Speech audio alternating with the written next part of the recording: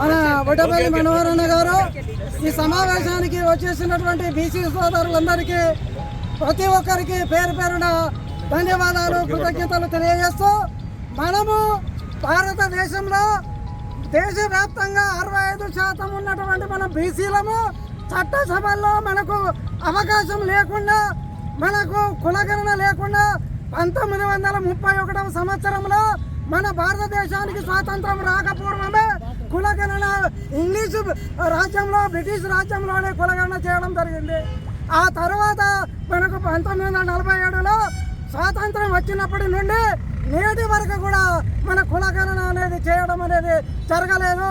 దీనికి ప్రభుత్వాలు కూడా అగ్రవర్ణాలకు వాళ్ళ యొక్క ఆధిపత్యాన్ని నిలుపుకోవడం కోసం అత్యధికంగా ఉన్నటువంటి బీసీలకు మనకు చట్టసభల్లో అవకాశం కల్పించకపోవడం, మన యొక్క జనాభాను లెక్కబెట్టకపోవడం, మన జనాభాను లెక్క పెడితే మన వాట మనం అడుగుతామనేటువంటి ఉద్దేశంతో, దురుద్దేశంతో ప్రభుత్వాలు ఏ రాజకీయ పార్టీలైనా ప్రభుత్వాన్ని ఏర్పాటు చేసినప్పుడు ఆ రాజకీయ పార్టీలు వాళ్ళ యొక్క ఆధిపత్యాన్ని నిలుపుకోవడం కోసమే మన బీసీల యొక్క కులగణన చేయడం లేదు.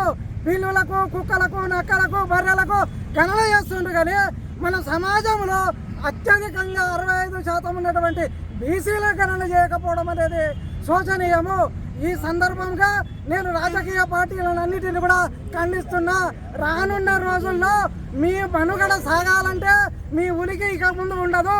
మీరు శాసించేటటువంటి స్థానం నుంచి ఆశించే స్థానానికి మనం వెళ్ళాల్సినటువంటి అవసరం ఉంటుంది.